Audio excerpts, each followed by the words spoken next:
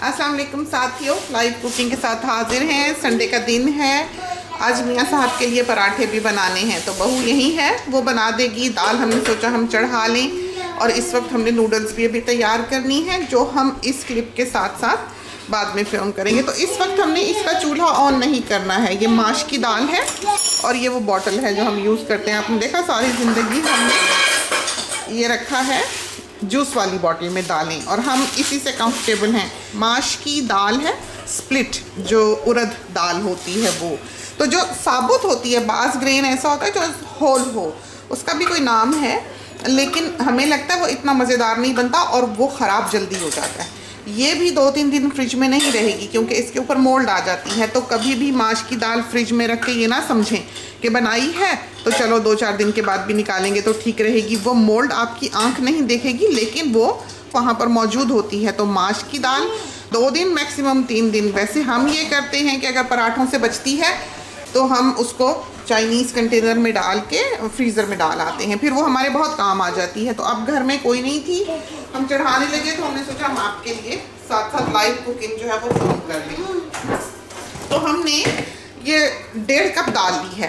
Cup जो भी use करें एक ही करें, उसी से आपने पानी मापना है, उसी से आपने दाल मापनी है। तो आधा कप सिर्फ ऊपर हमने इसमें पानी डालना है। अगर 3 कप दाल है तो 3.5 कप पानी, अगर 1 कप दाल है तो 1.5 कप पानी, 2 कप दाल है तो 2.5 कप पानी। तो जितनी भी दाल लेनी है उससे आधा कप ऊपर पानी है।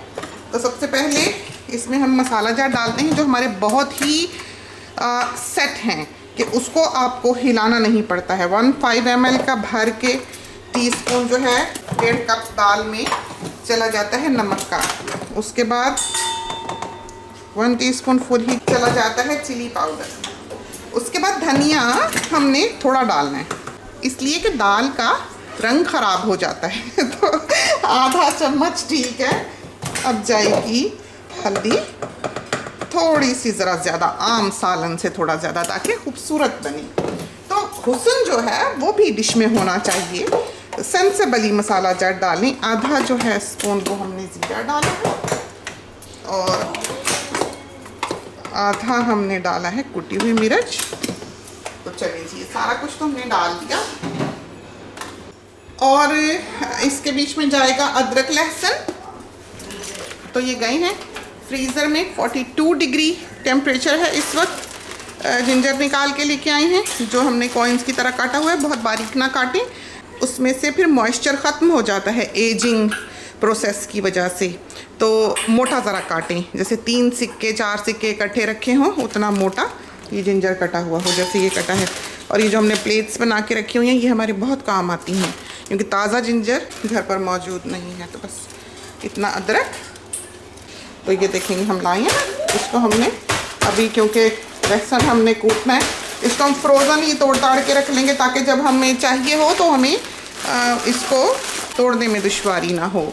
बहुत ज़्यादा कैरिड अवे नहीं होना है गार्लिक जिंजर को। जिंजर तो फिर अच्छी लगती है, लेकिन लहसुन अगर ज़्यादा हो जाए तो दाल की खुशबू ख़राब हो जाती है। तो वही ब्लिस्टर पैक हैं लहसुन के।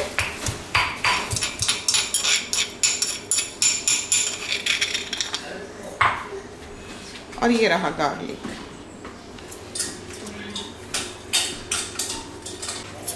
और ये रही हरी मिर्चें।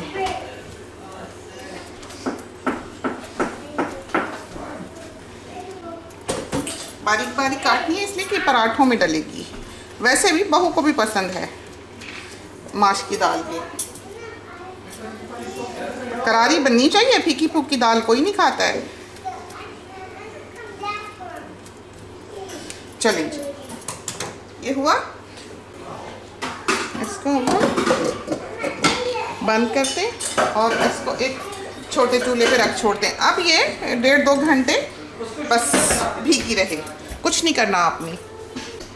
तो दाल, अब इसका हम चूल्हा ऑन करते हैं। और चूल्हा भी हम यूजुअली अगले वाले चूल्हे पे बनाते नहीं हैं। और आंच जो है आप देख लें, बस इतनी काफ़ी है, थोड़ी बहुत।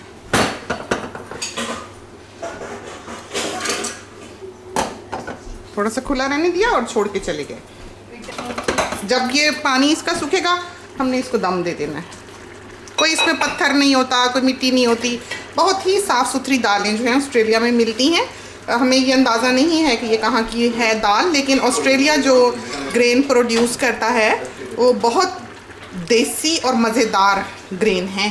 गंदुम भी अच्छी है, चने भी यहाँ के अच्छे हैं, काले चने भी अच्छे हैं, दालें भी यहाँ की बहुत मज़ेदार हैं। और ये देखें फ्लोर्स जो हैं उसको अब हम साफ़ कर लेंगे तो सारा लंच का जो काम है वो ख़त्म। तो खोल के देखते हैं, देखें बिल्कुल ड्राई हो गई, बड़ी अच्छी। और अब ये स्टेज है, हम इसको दम पे डाल दें। ये पकाने के लिए हमेशा नॉन स्टिक यूज़ करें, ये दाल लग जाती है और फिर पॉट वगैरह धोनी मुश्किल होती है। हम यूजुअली ये है कि पीछे वाले चूल्हे पे हमेशा बनाते हैं, इसलिए कि बच्चों वाला घर है तो बच्चा कभी डंडी ही घसीट लेता है। और इसको करेंगे लोवेस्ट पे, इधर रखेंगे, इसे रखेंगे, बंद करेंगे और इसमें ला के डालते हैं धनिया। और धनिया फ्रीज करना बिल्कुल बेकार है हमारी नज़र में। बिल्कुल ही कुछ ना हो तो चलो कि आप फ्रीज़र में एक थैली रख छोड़ें कि बिल्कुल ही कुछ ना हो, कोई चारा ना हो तो चलो ठीक है, लेकिन सबसे अच्छा धनिया इस तरह रहेगा। अब कितने दिन हैं हम आपको यहाँ दिखाते हैं, आज संडे है और पता नहीं उस वक्त हमने किस दिन ये लपेटा था, तो ये वही धनिया है, ये देखें, देखा आपने, तो ये कितना अच्छा ताज़ा है। इससे अच्छा तरीका धनिए को रखने का और कोई नहीं है कि आप कच्चे कागज़ में, और आजकल तो ये कागज़ इतना अवेलेबल है कि हद कोई नहीं, हर पैकिंग में ये कागज़ जो है ये आ जाता है। और गाड़ी चला रहे हैं बच्चे के साथ।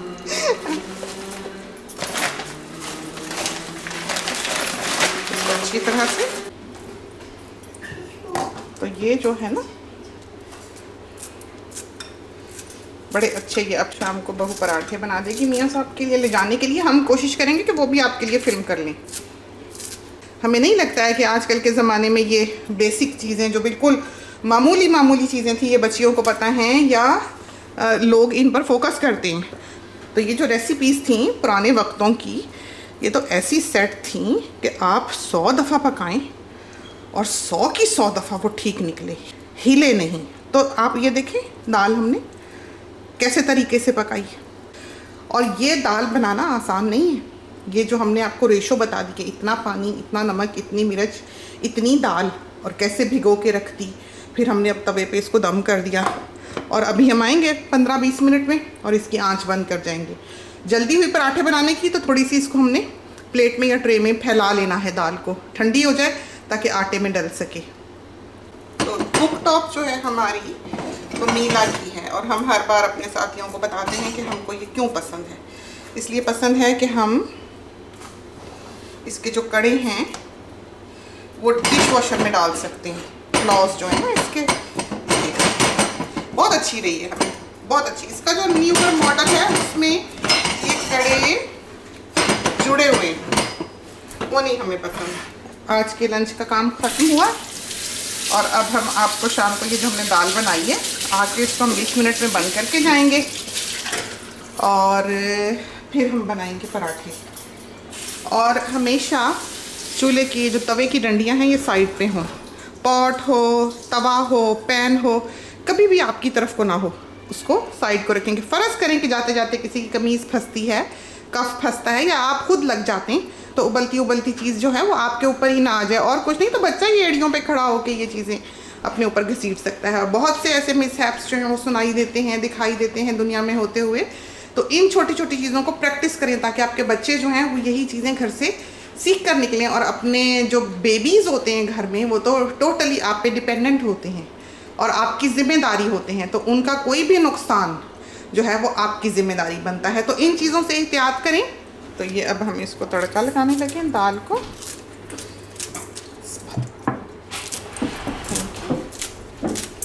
तो दाल जो है बिल्कुल पक चुकी हुई है, ठंडी भी हो चुकी हुई है। अब हम इसको हरी प्याज का तड़का लगाने लगे हैं। हरी प्याज का तड़का लगाना हो तो हम बाद में लगाते हैं। अगर आम अनियन का, हम यूजुअली आम अनियन का जो प्याज होता है घर में आम इस्तेमाल, ब्राउन अनियन, उसका तड़का लगाते हैं तो वो हम पहले लगा लेते हैं ताकि वो प्याज जो है वो गल जाए। लेकिन आज हमने डिफरेंटली तैयार की है, तेल ज़्यादा हो और आंच दरमियानी हो। तो छोटे चूल्हे पे हमने रखा हुआ है। अब हम इसको तड़का लगा दें। देखा कैसी नफीस दाल बनी। चले गए हैं। जो पॉट है ये 1.5 कप दाल के लिए बड़ी ही आइडियल है, और ये है ही हमारी दाल बनाने वाली, माश की दाल बनाने वाली पॉट। बिल्कुल तंग नहीं करती, साफ सुथरी सी, इतनी नीट सी, और पूरा 1.5 कप जो है इसमें ऐसे भर के पूरा आता है। देखें कैसी नफीस दानेदार दाल जो है तैयार हुई है। पराठों की पूरी तैयारी हुई है। ये देखें ज़रा, बहू रख के बैठी हुई है ले जाने के लिए, लंच के लिए जो मियाँ साहब लेके जाते हैं वो। तो फिर यही होता है कि मियाँ साहब आराम से ये जो है सैंडविच मेकर वगैरह में पराठा जो है रख लेते हैं, गर्म हो जाता है, कीमे के भी बना देते हैं, माश की दाल के भी बना देते हैं, आलू के कम ही। ये रही हमारी माश की दाल। अब बहू जो है पराठे बनाती है।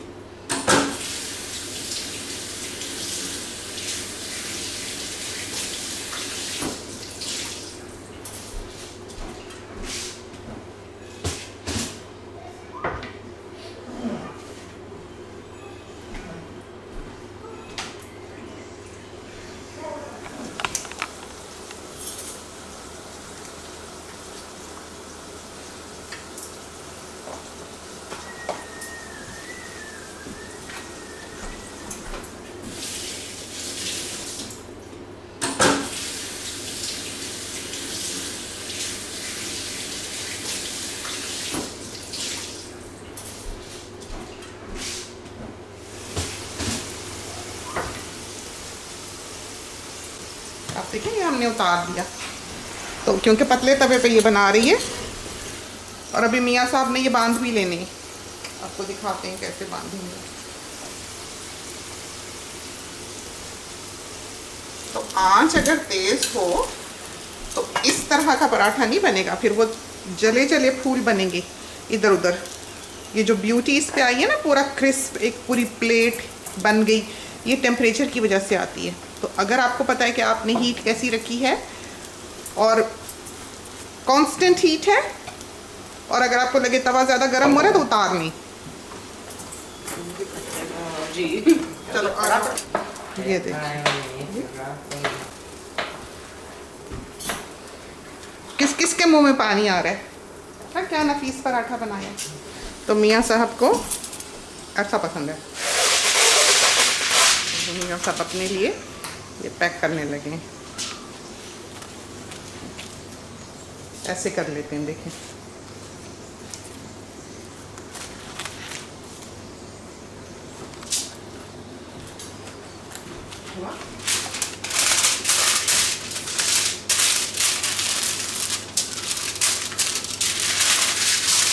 और ये जो फॉइल है ये बहुत मोटा है, हमें तो बाज़ दफ़ा लगता है हमारा हाथ भी कट जाएगा। बिल्कुल टिन है, बहुत ही अच्छा, बहुत ही ज़्यादा। इसका डब्बा भी आपको दिखा देते हैं। तो इस तरह पर ये प्लेटें सी बना के फ्रीज़र में रख लेंगे। ये है एल्युमिनियम फॉइल जो हम यूज़ कर रहे हैं।